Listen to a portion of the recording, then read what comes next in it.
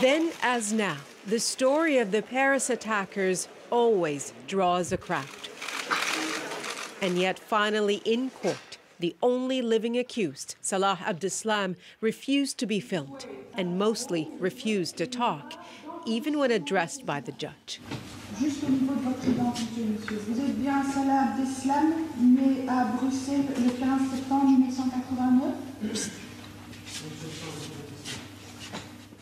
Before the killings that once made him the most hunted man in Europe, Abdeslam, a French citizen, lived in obscurity, a bar owner, marijuana smoker, and no apparent signs of extremism. But on a raucous Paris Friday night, he's alleged to have had a key role in the attacks that shook Paris and were described then as a declaration of war. He will eventually face justice in France. But in today's case, he faced attempted murder charges over the Brussels shootout leading to his arrest.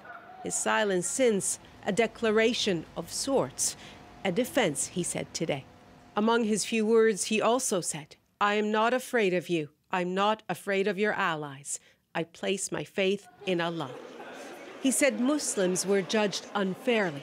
His silence otherwise led his previous lawyers to resign and to yet more frustration today. It was really painful to see Abdeslam enter in front of us for the first time, to breathe the same air in the same room, says Philippe Duperron, father of one of the Paris victims. But we don't expect he will reveal much, he says. Lawyers still hope Abdeslam might yet change his mind. But in the quest to fill in the blanks in a horrifying story, this wasn't a promising start. Nala Ayed, CBC News, London.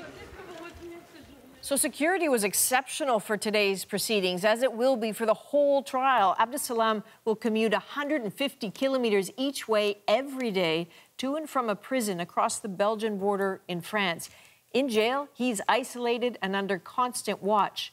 At the court, there will be hundreds of police officers and choppers scouring the skies above. The public is prevented from even parking near the courthouse.